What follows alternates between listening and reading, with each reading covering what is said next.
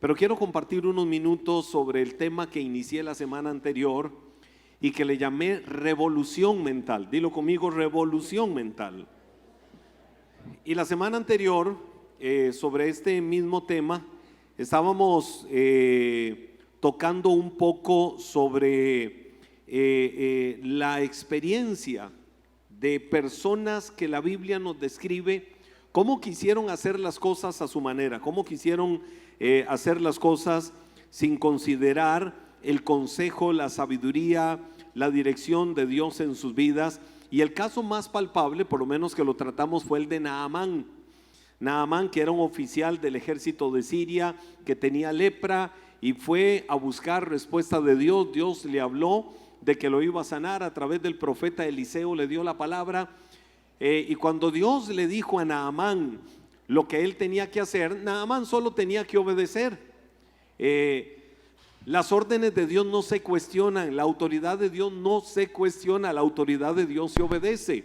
Sin embargo, Naamán lo que hizo fue casi que decirle a Dios, querer condicionar a Dios de qué forma era que él tenía que sanarlo.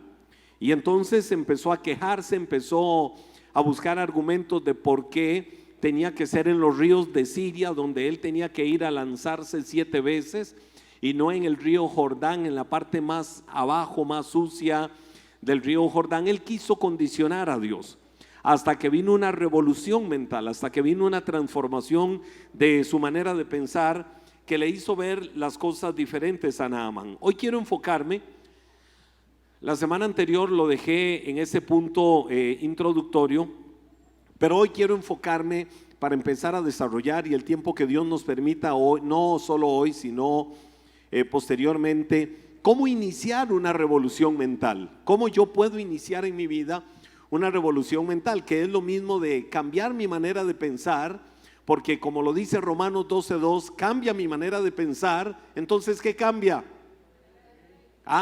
Si cambia mi manera de pensar, ¿qué cambia?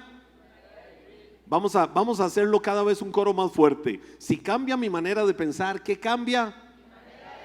Si cambia mi manera de pensar, ¿qué cambia?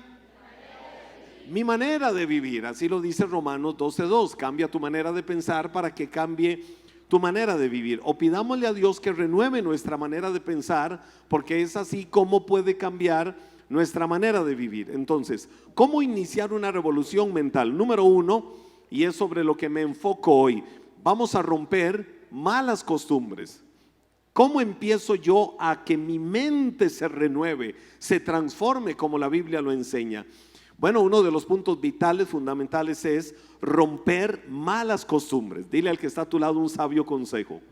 Por lo menos a 2, 3 personas, los que están al lado, el que está atrás o quien está adelante, le vas a decir, hoy vas a romper malas costumbres. Vamos, háganlo con algunas personas, díganle, hoy vas a romper malas costumbres. Ahora, si yo les pregunto, viene la pregunta mientras todos estamos conectados en un mismo espíritu, todos, nadie en otra cosa, todos conectados en un mismo espíritu. ¿Cómo yo rompo malas costumbres? La pregunta ahora es, ¿qué es una costumbre? La palabra la hemos usado, el término lo hemos usado permanentemente toda la vida, pero cuando tenemos que definir la palabra costumbre, ¿tendremos alguna definición en nuestro vocabulario, alguna acción lingüística para definir qué es costumbre? Si yo me voy donde 2, 3 de ustedes se atreven a responderme qué es una costumbre, ¿sí se atreven? Bueno, más de uno se atrevería, qué bueno. Pero voy a darles una definición así rápida. Una costumbre es un modo habitual de actuar, o es un modo normal en que una persona actúa, y se establece como costumbre, se establece por la repetición continua, constante, permanente de esos mismos actos, o porque lo adquirieron como una tradición. Entonces podemos definir o decir que por lo tanto una costumbre se trata de un hábito. Hay de todo, costumbres buenas, costumbres malas. Si yo les pregunto a ustedes, ¿quién se bañó hoy? Hay manos sinceras que se levantaron, muy poquitas. ¿Quién se bañó hoy? ¿Quién se bañó ayer? ¿Y por qué algunos que levantaron la mano hoy no la levantaron para ayer? Es que ayer era feriado. Entonces interpretan que ayer hay que ahorrar agua, había que ahorrar agua. Pero si yo les digo, mañana se van a bañar, ¿a qué me dirán? ¿Quiénes levantan la mano para decir sí, yo me voy a bañar mañana? Yo creo que eso es casi la generalidad. ¿Por qué pasa eso? Porque es una costumbre, porque es un hábito, es un patrón de conducta en nosotros adherido a nuestro ser y a nuestro hacer diario, el que nos bañemos nosotros. Ahora, la costumbre también es una práctica que nosotros tenemos y que muchos en la vida la adquirieron con la fuerza como si fuera un mandato. Te voy a poner un ejemplo en la Biblia. En el libro de Ruth, capítulo 4, verso 7, mire qué costumbre tenían. En aquellos días en Israel se acostumbraba quitarse un zapato y entregarlo a la otra persona a manera de factura por el intercambio de bienes o por redimir la tierra. Ustedes hoy firman un contrato de algo. Te vendo el carro. Memo, te voy a vender el carro. Ok.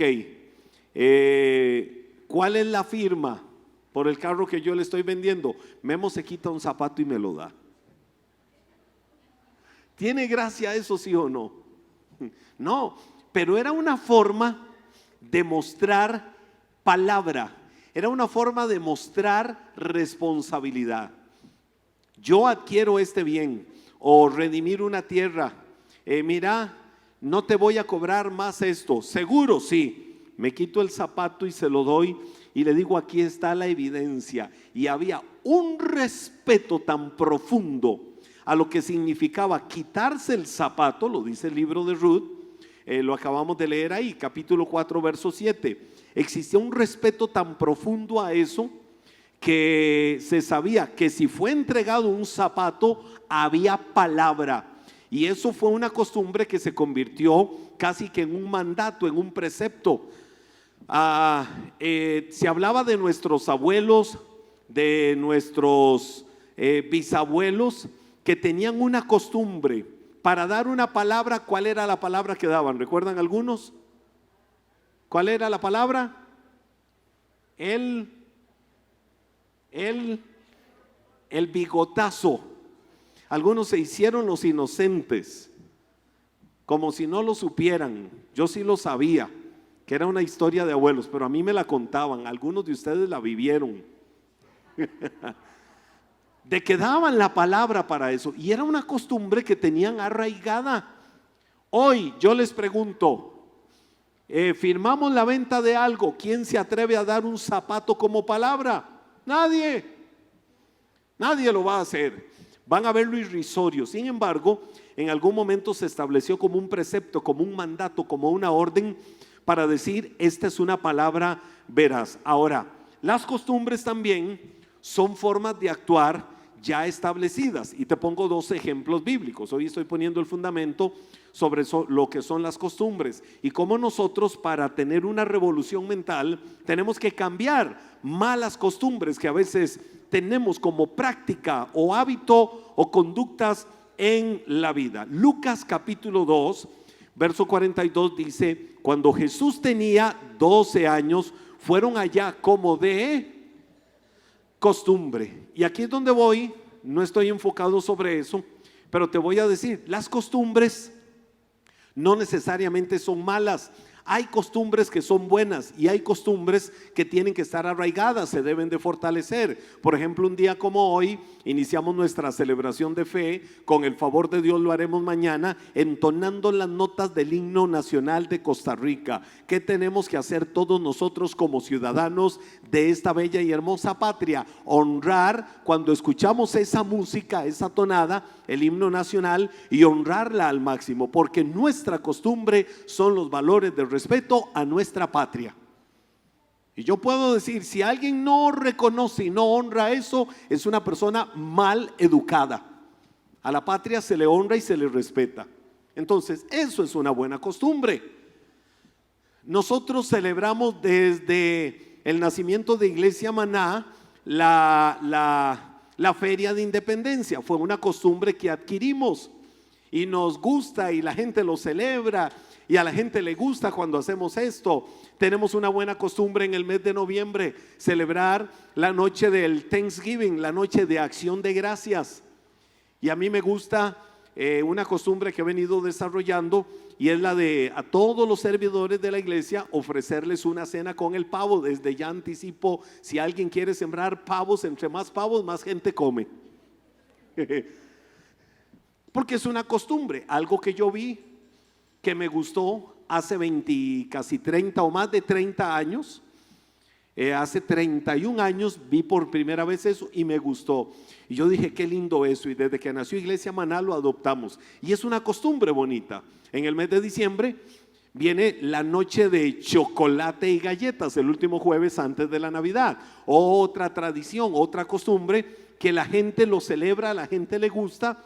Y lo tenemos la noche del 31 de diciembre, la noche clásica. Siempre de alabanza clásica, de disfrutar el cierre del año, celebrando junto a la cena del Señor entre las 6 de la tarde y las 8 de la noche. Costumbres que tenemos, que son buenas prácticas, que son cosas lindas. Entonces, ¿cuántas costumbres tienes en tu vida que ahí las tienes arraigadas? Y a veces dices, qué pereza, es que es una costumbre.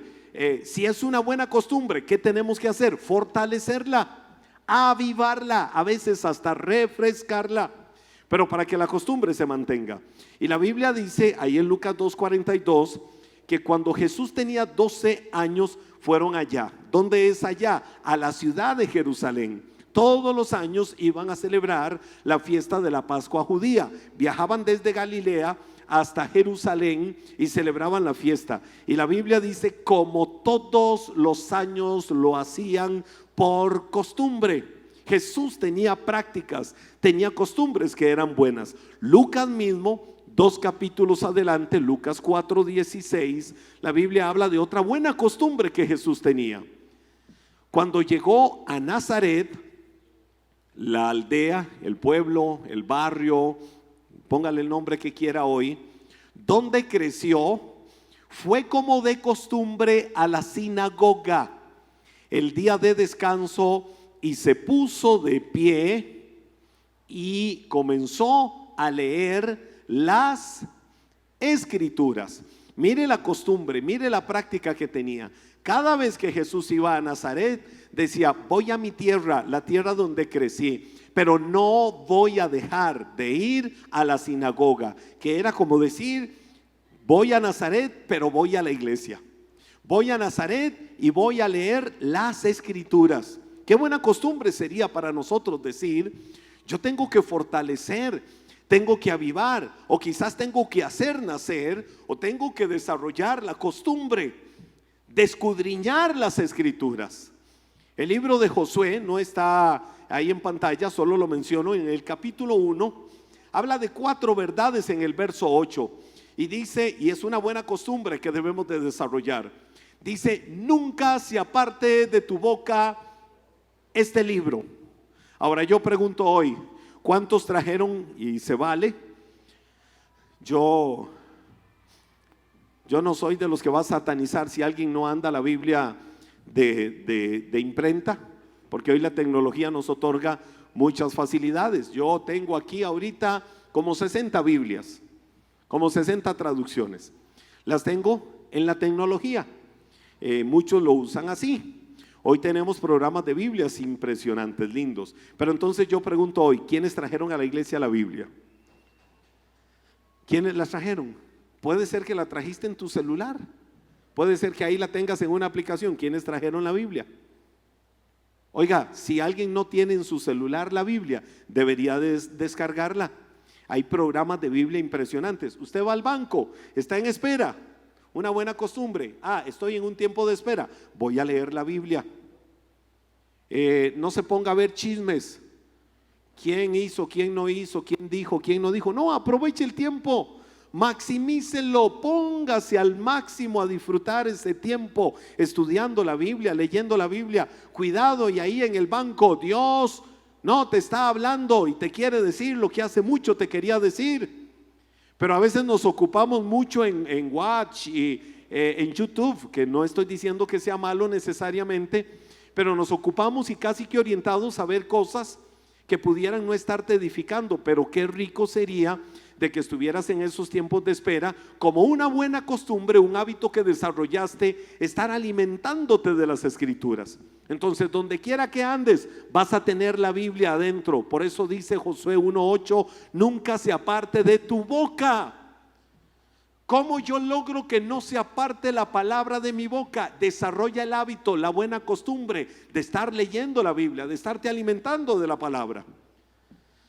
Dice el proverbio, palabras de Jesús mismo, de la abundancia del corazón habla la boca. Una expresión proverbial que Jesús dijo, de la abundancia del corazón habla la boca. A mí me gusta mucho la lectura, me gustan los temas de actualidad, me gusta alimentarme de muchas cosas, pero trato de que nada supere en mis lecturas permanentes y diarias el alimento de la palabra de Dios. Me gusta leer sobre actualidad, me gusta todo lo que tiene que ver con temas periodísticos, política, todo lo que tiene que ver con deporte, muchas cosas, y estar al día, estar actualizado. Muchas veces uno se encuentra en diferentes entornos donde se desarrollan temas así, y al estar muy en actualidad, pues uno sabe de qué se está tratando. Pero sobre todo que donde quiera que llegues, la palabra siempre esté en tus labios, y en algún momento haya una buena excusa para hablar la palabra, aunque el tema que se estaba enfocando era deporte, aunque el tema que se esté enfocando era cualquier otra cosa, pero que podamos hablar la palabra. Son hábitos, son costumbres que nosotros tenemos que desarrollar, y si son buenas, significa que estoy haciendo lo contrario a una mala costumbre. Entonces es tiempo de avivar, que nunca se aparte de tu boca este libro, la palabra, que medites en ella de día y de noche. Dice Josué 1:8, medita en ella de día y de noche. Di conmigo, de día y de noche. Meditar, de hecho esa palabra meditar es el hebreo agad, que significa habla contigo mismo mientras lees sosegadamente. Significa que estoy leyendo la palabra como una buena costumbre y estoy hablando conmigo mismo, alimentándome de las verdades que hay ahí mientras leo sosegadamente, es decir, dejando que esa palabra penetre hasta las fibras más profundas de mi corazón. Entonces dice, nunca se aparte de tu boca, medita en ella de día y de noche, para que guardes y hagas conforme a todo lo que en ella está escrito. Y aquí viene el resultado: entonces harás prosperar tu camino y todo te saldrá bien. Una buena costumbre. Y Jesús la tenía. La Biblia dice, iba a Nazaret, no dejaba pasar la oportunidad de ir a Nazaret para ir a la sinagoga y para leer las Escrituras. Ahora, hay buenas y hay malas costumbres, como les decía, pero tanto las buenas como las malas se imitan. No es malo imitar sin que pierdas la esencia. No puedes perder nunca la esencia de quién eres, pero es bueno, cuando hablamos de imitación, es aprender de otras personas. Yo recuerdo hace muchos años que yo tenía la bendición de ser en castellano la voz de dos de los más reconocidos predicadores del mundo anglosajón. Uno era Jesse Duplantis, que por ahí anda Jesse Duplantis, un señor mayor pero tremendo hombre de Dios, y tenía la bendición en algunas de sus ponencias, de sus mensajes, de ser su voz en español, pero principalmente todos los días salía en el canal Enlace. Estoy hablándole de hace 20 años atrás, 18, 15 años atrás, 25 años atrás. Uno de los famosos predicadores de Columbus, Ohio, el pastor Rod Parsley. Yo era la voz de él en español, y yo recuerdo que yo me le metía tanto a Rod Parsley, que en algunos momentos yo estaba predicando y decía, suave, siento que está predicando Rod Parsley. No puedo perder mi esencia, pero no podemos dejar de aprender, no podemos dejar de recibir casi inconscientemente lo que otro está diciendo si nos relacionamos. Ahí es donde entra aquello de dime con quién andas y te diré quién eres. O aquella otra expresión, el que con lobos anda, ¡au! Ya aprende. Entonces, yo estoy aprendiendo de qué tipo de lobo. Dile al que está a tu lado, ¿quiénes son los lobos que te enseñan? El libro de Levítico capítulo 18 verso 3, la Biblia dice: entonces el Señor le dijo a Moisés, da las siguientes instrucciones al pueblo de Israel: yo soy el Señor tu Dios. No se comporten como la gente de Egipto, donde ustedes vivían. ¿Qué les estaba diciendo? Las malas costumbres que ustedes tenían en Egipto, no las tengan en esta tierra. O como la gente de Canaán, ¿a dónde los llevo? No deberán imitar su estilo de vida. Y vea el fundamento que el Señor les pone. Les dice: yo soy el Señor su Dios. Lo que yo les enseño a ustedes, lo que ustedes aprenden de mí, las verdades, la vida, los valores, los principios, las normas de vida que yo les pongo a ustedes, no son las de Egipto, en la tierra donde ustedes vivían. Entonces, no vengan a la tierra de Canaán a imitar lo que hacían en Egipto o lo que aprendieron de los egipcios. Era literalmente diciéndoles: no me traigan el mundo pagano a la tierra que yo les estoy dando. Y ahí habitaban muchos de los que quedaron de Canaán. Hoy digamos lo que pudieran ser tierras palestinas. Y el Señor les dijo: ni imiten las prácticas que tiene la gente que vive ahí. No es cierto que la palabra dice que nosotros somos la luz del mundo. No es cierto que la palabra dice que nosotros somos la lámpara que se pone encima de una mesa y no debajo de la mesa. No es cierto que la palabra dice que la luz brilla en las tinieblas y las tinieblas no prevalecen contra ella. No es cierto que la palabra dice que se conviertan ellos a ti, pero que tú no te conviertas a ellos, ¿sí o no? Entonces, ¿quién adopta las costumbres de quién? Que no te conviertas a las costumbres, que no te conviertas a las prácticas, que no te conviertas a los hábitos que tienen otros, que se conviertan a los tuyos. ¿Y cuáles son los tuyos? Ahí el Señor les puso como fundamento: Moisés, diles que yo soy el Señor su Dios. Es decir, o como el mismo Pablo, que Pablo dijo: imítenme a mí, porque yo imito a Cristo. La pregunta es: ¿podemos cada uno de nosotros decirle a los demás: me puedes imitar a mí? ¿Sabes por qué? Porque yo imito a Cristo. Ahora, ¿qué características podemos definir de Cristo? ¿Qué podemos definir de Él? Dios es amor, Dios es vida, Dios es salvación, Dios es sanidad, Dios es restauración. Yo no veo a Cristo viendo al caído. Yo no veo a Cristo viendo al que tropezó. Yo no veo a Cristo viendo a aquel que está mal y diciendo: qué rico hijo del diablo por rebelde. ¿Cuántos creyentes pueden ver a otro caído y solo falta que le pasen por encima? ¿O cuántos creyentes pueden ver al que está allá afuera en el mundo perdido, sin esperanza, perdido, muerto en delitos y pecados, y vemos su corazón conmovido? Señor, esas almas que están allá afuera sedientas y necesitadas de ti, sálvalas, Dios, sálvalas, ten misericordia, me mueve en mi corazón.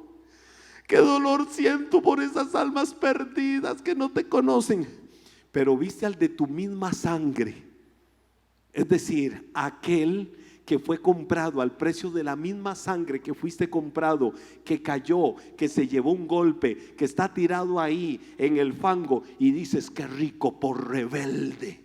Y si no se arrepiente, que se vaya a la misma séptima paila. Entonces, ¿somos o no somos?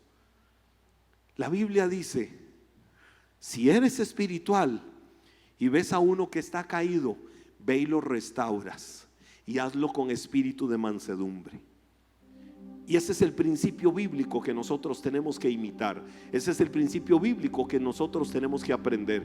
Esas son las verdades de misericordia. Si soy misericordioso por aquí, seré misericordioso por allá. Si no me atrevo a decir nada de Luis porque lo amo, porque es mi amigo, porque lo protejo, porque soy escudero de él. Tony tal vez no lo sea, pero no me atrevo a decir nada de él. ¿Por qué? Porque es parte del mismo cuerpo. Entonces mi buena costumbre no tiene condiciones. Mi buena costumbre tiene que ser fundamental. Y ahí yo veo a Pablo hablando. Dice la Biblia, primera de Timoteo capítulo 5 versos del 11 al 13.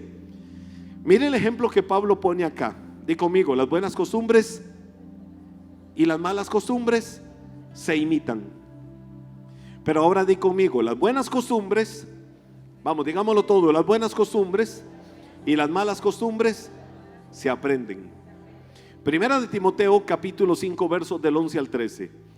Mire la orden que Pablo dice: las viudas más jóvenes no deberían estar en esta lista, porque sus deseos físicos podrán más que su devoción a Cristo y querrán volver a casarse. Hago una pausa ahí. Hago una pausa en ese versículo 11. Pablo está diciéndole a la iglesia: es muy importante que ustedes tengan una buena práctica, que ustedes tengan una buena costumbre. Las mujeres que son viudas, no las desatiendan. Las mujeres que son viudas, velen por ellas. Las mujeres que son viudas, protéjanlas. Pero si ven a una viuda que es jovencita, a ella no la metan en el programa de ayuda. ¿Por qué? Porque muy probablemente ellas van a querer ser atraídas y seducidas por deseos, póngale el nombre que quiera, y ellas se van a apartar del Señor porque van a querer la vida de mundo. Literalmente Pablo está diciendo eso. Y entonces viene y dice en el verso 13: y si están en la lista, se acostumbrarán, es decir, desarrollarán una mala costumbre, a ser perezosas, y pasarán todo el tiempo yendo de casa en casa, chismeando, entrometiéndose en la vida de los demás y hablando de lo que no deben. Es decir, Pablo está diciendo, el problema es que ellas, que son las más jovencitas, y lo pone como ejemplo en ellas, que lo aplica a muchos contextos, el problema es que ellas, cuando ven que las están atendiendo en todas sus necesidades, van a decir: qué pura vida es la vida, y se van a volver perezosas, les va a sobrar el tiempo, no van a ser esforzadas, no van a ser trabajadoras, no van a ser colaboradoras en muchas cosas, y van a andar de casa en casa, metiéndose con todo mundo, chismeando con todo mundo, hablando de todo mundo. Entonces Pablo dijo: déjenmelas por fuera. Y luego en todo el contexto va enseñando hasta que sus corazones sean probados. Y Pablo luego dice incluso: ojalá lograran casarse. Las viudas jóvenes, Pablo decía, ojalá lograran casarse para que tengan una familia estable. Usted lo puede ver luego en el contexto. No es que Pablo las está condenando, sino que está hablando de una realidad. Pero el punto para mí es que Pablo habla de conductas, costumbres que se aprenden, como cuáles: andar chismeando. La persona chismosa aprendió eso como una costumbre, como un hábito. Y la persona chismosa es la que siempre anda una agenda en su mente de que quiero ir a contarle a otra persona de lo que sucedió. Usted sabe, el espiritual y el espiritual en el chisme, porque hay chismosos espirituales. ¿Sabían que hay chismosos espirituales? Son muy espirituales. Entonces vienen y te dicen: no sabías, vieras lo que te tengo que contar, pero es para que oremos, pero es para que clamemos. ¿Ves? Te lo dije. Fíjate que aquella... Y al final de cuentas vestimos de espiritualidad un acto pecaminoso, el chisme. Y el otro está Contame. Uy, ya siento una carga de oración. Y más, que fluya más y más y más y más y más, que la carga de oración se hace más fuerte. Contame. Y hasta que se le caen las babas. ¿Sabe por qué? Porque el libro de Proverbios dice que el chisme es como una golosina que sabe deliciosa. Por lo que voy a decir, nadie se sienta pecador. ¿Sí o no que el chisme es rico? ¿Sí o no que el chisme es rico? Porque el ser humano es cruel, implacable. Es una de las peores y más terriblemente diabólicas costumbres que puede tener la gente: andar chismeando. Es pecaminoso, tal y como la Biblia lo pone, pero sabe rico. El chisme sabe rico. Y Pablo decía: estas ya yo las conozco, andan metidas de casa en casa. Vecina, ¿cómo estás? ¿Cómo amaneciste? No, pasaba aquí para saludarte. Ay, mira, ¿supiste por fin lo que pasó? Y no sé. Te voy a contar.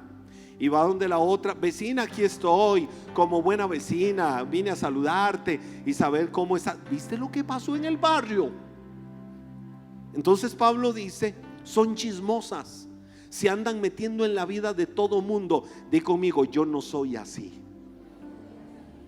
Que tu costumbre sea orar sin que te importe que te tengan que decir las cosas de otras personas. Termino con esto, el tema es muy amplio. Yo tengo una costumbre que a mí me la han criticado mucho, que me la sigan criticando y que me linchen si me quieren linchar por esa costumbre que yo tengo. Hay personas que a lo largo de mi vida de ministerio han querido que cuando alguien es encontrado en alguna situación, en una falta o en algo, pues yo acuda a confrontar la situación, cualquier cosa que sea. Toda mi vida lo he hecho.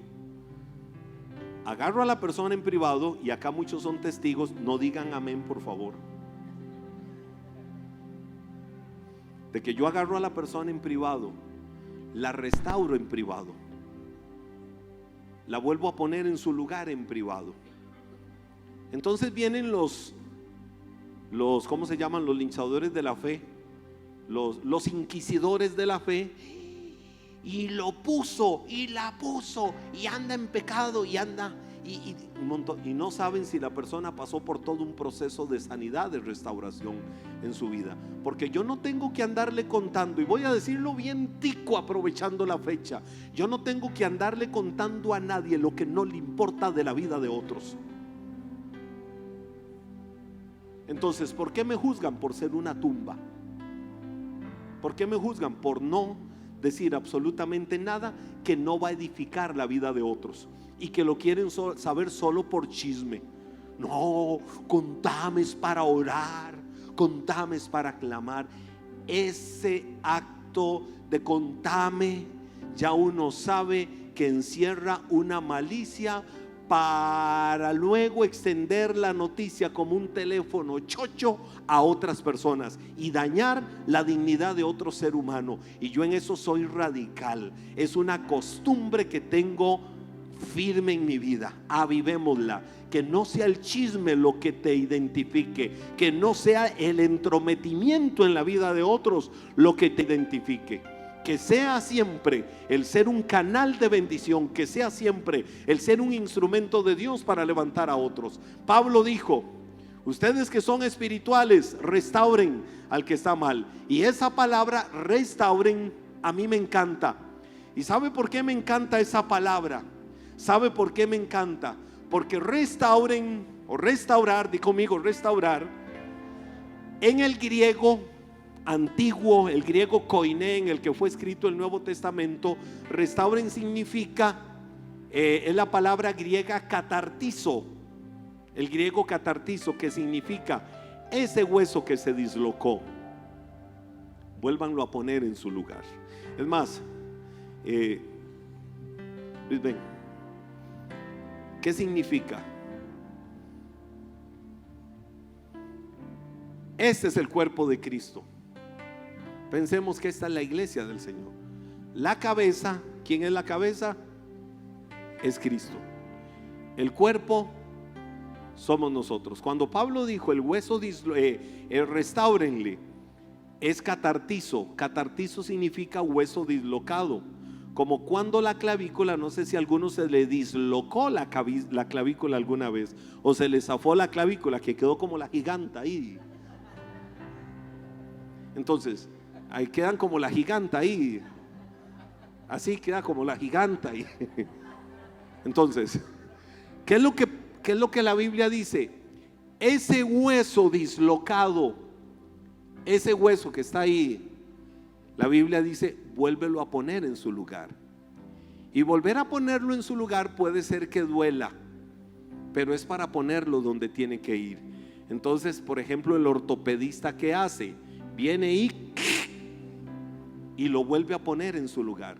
Puede ser que el proceso sea muy doloroso, pero ese momento de dolor hizo que la persona sea puesta en su lugar. Cuando nosotros con el chisme, mala costumbre, con la crítica destructiva, con la murmuración, dañamos a otro, ¿qué es lo que hacemos? Del cuerpo del cual somos parte, venimos y mutilamos, quitamos esa parte. Y lo que la Biblia dice es, vuélvelo a poner en su lugar, porque es parte del cuerpo. Quiero que te pongas de pie. Aviva, desarrolla costumbres importantes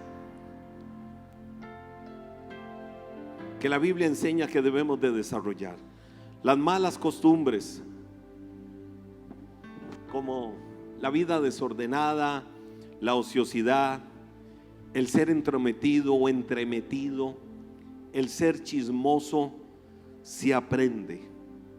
Renueva tu mente y sacúdete de ella. Levanta tus manos delante del Señor. Pablo dijo, no se dejen engañar. Las malas compañías corrompen las buenas costumbres. No dejes que nada corrompa tus buenas costumbres. No dejes que nada dañe las buenas costumbres que tengas como hijo de Dios. Hoy necesitamos creyentes puestos en la brecha, delante de Dios, decididos a cortar costumbres y hábitos dañinos y aún ancestrales. Porque puede ser que muchas de las malas costumbres las traigas como una herencia o un patrón repetitivo o aprendido o costumbrista de la misma familia. Pero sacúdete de eso. Renueva tu mente. Revoluciona tus pensamientos a través de costumbres sanas, correctas, que te puedan hacer un hijo de Dios que revele, que muestre, que evidencie más el carácter de Cristo. Padre, esta palabra yo oro para que hoy quede cimentada en el corazón de cada uno de tus hijos. Que esta palabra quede sembrada en la vida de cada uno de tus hijos. Que tú bendigas, Señor, la vida de cada uno. Que tú bendigas a cada persona que está en este lugar. Señor, que los corazones sean guardados, que los corazones sean ministrados. Hemos tenido malas costumbres, hemos tenido malas prácticas en el camino de nuestra vida. Pero hoy, Señor, delante de tu presencia, queremos habituarnos a lo bueno. Queremos habituarnos, Señor, a hacer cosas que sean de bendición, que sean de edificación. Que podamos hablar la palabra, no la religión, sino la palabra llena de vida, para ser un canal de vida, para ser un canal de bendición, para ser un instrumento que bendiga y ministre el corazón de otras personas en el nombre de Jesús.